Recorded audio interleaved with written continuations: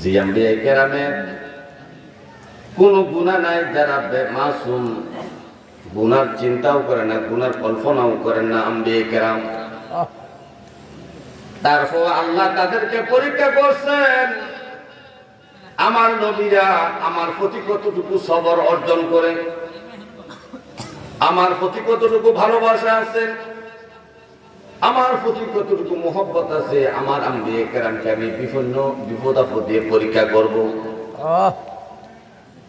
হযরত নূহ আলাইহিস সালামকে পরীক্ষা করেছেন তার উম্মত দিয়ে এবং তার বিবি দিয়ে। যেমন জাতির উপরে, যেমন জাতির কাছে নূহ নবীকে প্রেরণ করেছেন, যে নূহ নবী ৯৫০ বছর ইসলামের দাওয়াত দেওয়ার পরেও তারা ইসলাম গ্রহণ করলো না, সামান্য কিছু লোক ছাড়া। ৯৫০ বছর দাওয়াত দেওয়ার বিনিময়ে ৮০ থেকে ৮২ জন মুসলমান হয়েছে।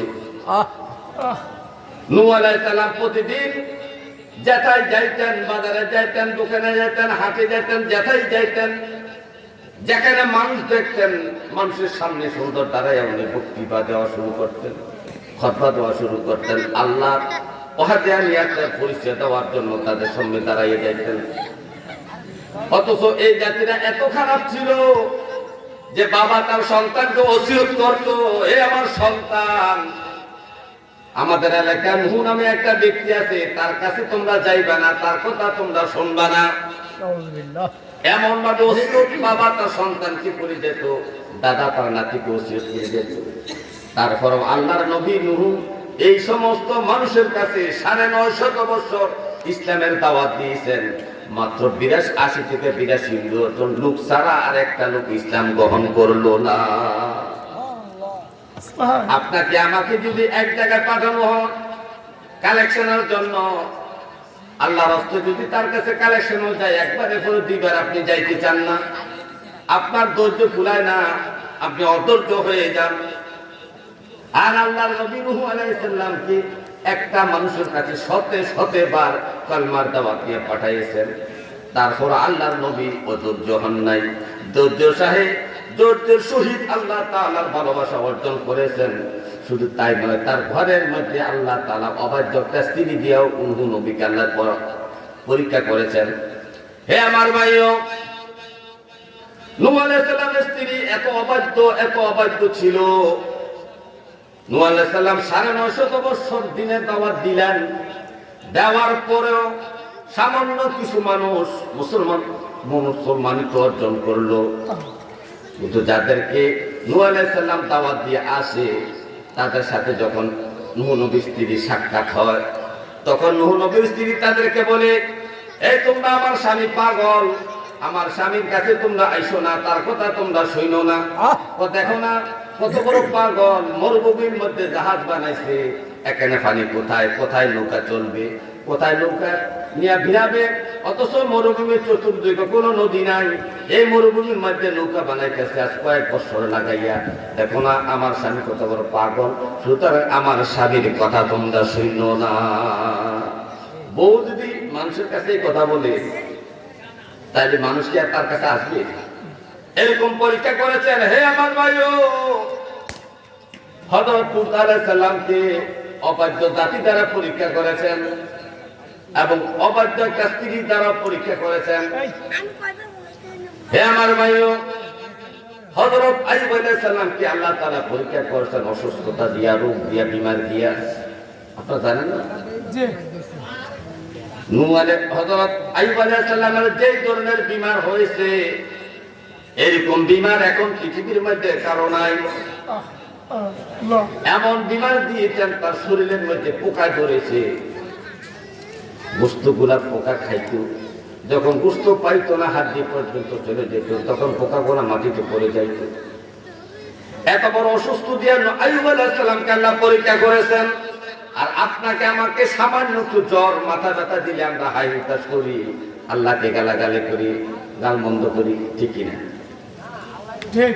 তাহলে আল্লাহ বলছে, আমার বান্দারা আমি তোমাদেরকে পরীক্ষা করব,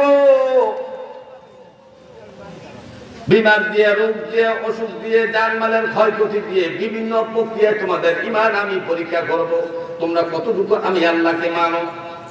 আমার নবীর পরীক্ষা মতো কতটুকু জীবনযাপন করো, আমি তোমাদের পরীক্ষা নিব। একটু মাথা ব্যথা হলে আমরা গালাগালি করি, বিবির সাথে রাগ দেখাই, কর্মচারীর সাথে খারাপ ব্যবহার করি মাথা ব্যথার কারণে। অথচ ভাই মাথা ব্যথাও একটা রহমতের রোগ। মাথা ব্যথা কি? একটা রহমতের রোগ। যাদের মাথা ব্যথা হয়, আল্লাহ তাআলা মাথা ব্যথা যতক্ষণ থাকে ততক্ষণ পর্যন্ত তার গুনাহ জ্বরতে থাকে। সুবহানাল্লাহ। এই মাথা ব্যথা রোগ আম্বিয়া কেরামের ছিলেন। প্রত্যেকটা আম্বিয়া কেরামের, প্রত্যেকটা নবীর মাথা ব্যথা রোগ ছিল। মাথা ব্যথা করতো, মাথা কামড়াইতো, মাথা অনেক যন্ত্রণা করতো, জ্বালাপোড়া করতো মাথা। সমস্ত আম্বিয়া কেরামের এই মাথা ব্যথা রোগটা ছিল। এই জন্য নবী যে বলছেন, আমার উম্মত কারো যদি মাথা ব্যথা হয়, মাথা ব্যথা হইলে মাথা ব্যথাকে তোমরা গালি দিও না, এটা রহমতি রোগ। যাদের এই রোগটা হয় তাদের প্রতিনিয়ত প্রতিক্ষণে তাদের গুনাহগুলা শরীর থেকে ঝরতে থাকে। জোরে জোরে বলেন সুবহানাল্লাহ। আল্লাহ মাথা ব্যথা দিয়ে আপনাকে পরীক্ষা করছে। শুধু পরীক্ষা নয়, আপনার জীবনের গুনাহগুলো আল্লাহ ঝরাইয়া দিচ্ছে। অথচ আপনার ধৈর্য নাই, আপনি ধৈর্য ধারণ করতে পারছেন না। আল্লাহ তাআলার এই পরীক্ষায় আপনি পাস করতে পারলেন না। কারো যদি জ্বর হয়, মানুষ আবল তাবল গালাগালি করে জ্বর হলে, অথচ জ্বর হলো একটা জান্নাতি রূপ, রহমতি রূপ। প্রত্যেকটা নবীর জ্বর হয়েছে, প্রত্যেকটা ইমানদার মুমিন মুত্তাকি মৃত্যুর আগে জ্বর হবে। মৃত্যুর আগে জ্বর হইয়া মৃত্যুবরণ করবে, এটা ইমানদারের একটা লক্ষণ। সমস্ত আম্বিয়া কেরাম মৃত্যুর আগে তাদের জ্বর হয়েছে। আমার নবী যে ইন্তেকালের আগে আল্লাহর নবীর সাহাবী বলতেছি, ইয়া রাসূলুল্লাহ, আপনার গায়ে এত জ্বর, মনে হয় যেন দ্বিগুণ হচ্ছে বেশি জ্বর। নবী বলতেছে, আমার সাহাবারা শোনো রে, আমরা হইলাম নবী, আমাদের পরীক্ষা বড়। তোমরা একজনের জ্বর যেই পরিমাণ হয়, আর আমাদের নবীর গায়ের মধ্যে তোমাদের দুইজনের জ্বরের সমান জ্বর হয়। জোরে জোরে বলেন সুবহানাল্লাহ। আপনার জ্বরের মাপ যদি 103 ডিগ্রি হয়, তাহলে নবীজি শরীরের জ্বরের মাপ তো ছিল 206 ডিগ্রি। আপনি 103 ডিগ্রি হইলে বেহুশ হইয়া যান, পাগল পারা হয়ে যান। আর আমার নবীকে আল্লাহ কত বড় পরীক্ষা করছে, 206 ডিগ্রি জ্বর দিয়েও নবীকে পরীক্ষা করেছে। হে আমার ভাই, নবীজি বলছেন জ্বর একটা রহমতের রূপ। এই রোগটা যাদের হবে, জ্বর যাদের হবে, তাদের শরীর থেকে গুনাহগুলো ঝরে পড়বে। যেমন একটা শুকনা পাতা গাছের মধ্যে ঝাড়া দিলে গাছের পাতাগুলা যেমন ঝরে ঝরে নিচের দিকে পড়তে থাকে, ঠিক তদ্রুপভাবে যার শরীরে জ্বর আসবে, তো জ্বরের কারণে তার শরীর থেকে এই রোগগুলা এই